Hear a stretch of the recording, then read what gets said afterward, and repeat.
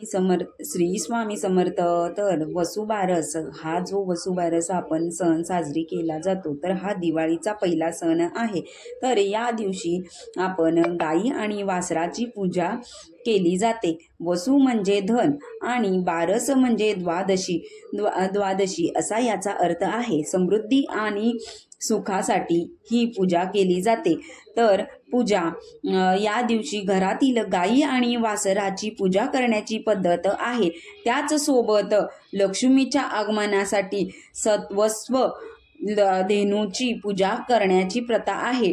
तर पद्धत आपण ह्या दिवशी जी पद्धत करायची आहे, तर स्त्रिया बाजरीची भाकरी आणि गवारीची शेंगा खाऊन ही भाजी खाऊन उपवास सोडतात।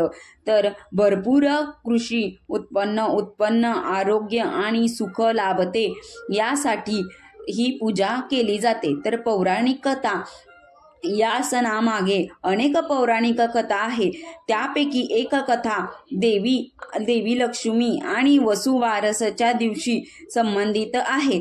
तर या दिवशी पूजा लक्ष्मीला प्रसन्न करण्यासाठी करतात। त्यामुळे घरात सुख समृद्धी येते। तर ह्या पाठीमागे एक कथा आहे, ती कथा पण खूप सुंदर आहे, ती तुम्ही ऐकावी अशी माझी नम्र विनंती आहे। तर व्हिडिओ स्किप न करता तुम्ही पाहावा। श्री स्वामी समर्थ। तर पौराणिक कथा, आटपाट नगर होते। तेथे एक कुणब्याची म्हातारी राहत होती। तिला एक सून होती। त्यांच्याकडे गाई गुरे होती। गायी होत्या, म्हशी होत्या, गव्हाळे होते, मुगाळे, वासरे देखील होती। तेव्हा अश्विनी मास चालू होता। या मासात पहिल्या द्वादशीच्या दिवशी म्हातारी सकाळी उठली आणि ती शेतावर जाऊ लागली। त्यावेळी सासूने सुनेला हाक मारली, मुली मुली इकडे ये असं म्हणताच सून आली। सासू म्हणाली की मी शेतावर जात आहे, दुपारी येईन, तू माडीवर जा आणि गव्हाचे आणि मुगाचे दाणे काढ आणि गव्हाळे मुगाळे शिजवून ठेव। त्यानंतर सासू शेतावर गेली, सून माडीवर गेली, गव्हाचे आणि मुगाचे मूग काढून ठेवले। खाली आल्यानंतर ती गोठ्यात गेली। गव्हाळे आणि मुगाळे वासरे उड्या मारत होती। त्यांना सुनेने ठार मारले आणि ते चिरले। त्यानंतर तिने त्यांना शिजवून ठेवले। सासूची वाट पाहत बसली। दुपारी सासू घरी परत आली। सुनेने पान वाढले। सासूने पाहिले तर तांबडं मांस दिसलं। हे काय आहे असं तिनं सुनेला विचारले। सुनेने सर्व हकीकत सांगितली। त्यानंतर सासू घाबरली। ती मोठी चूक घडली होती। ती तशीच देवापुढे जाऊन बसली, प्रार्थना करू लागली, देवा, माझ्या सुनेच्या हातून खूप मोठा अपराध घडला आहे, तिला क्षमा कर असे ती म्हणली।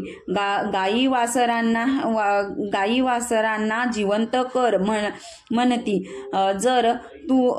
तू जर त्यांना जिवंत केले नाहीस तर मी सायंकाळपर्यंत प्राण देईन असा निश्चय सासूने केला।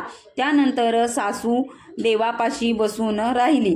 देवांनी तिला एक निश्चय पाहिला, निष्कपट अंतःकरण पाहिले। नंतर सायंकाळी गायी आल्या, हंबरडा फोडू लागल्या। त्या दिवशी देवाला चिंता वाटू लागली। तिचा निश्चय ढळणार नाही असं देवाला वाटत होतं। त्यानंतर देवानी वासरांना जिवंत केले। ती उड्या मारत प्यायला गेले। गायीचे हंबरडे बंद झाले। म्हातारीला आनंद झाला। सुनेलाही आश्चर्य वाटले। पुढे पाहून सर्वांना आनंद झाला।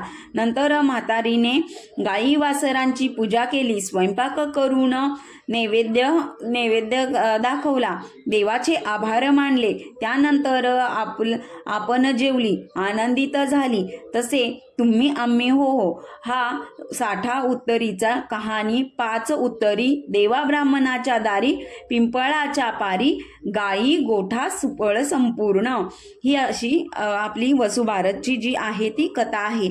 तर सर्वांनीही ऐकावी जेणेकरून आपल्यालाही कळेल की स्त्रिया ज्या आहेत म्हणजे सवाशीण स्त्रिया त्यांनी गव्हाचे आणि मुगाचे सेवन न करता त्या दिवशी आपण गवारीची भाजी आणि बाजरीच्या भाकरीचा आपण नैवेद्य स्वरूपातच खावे।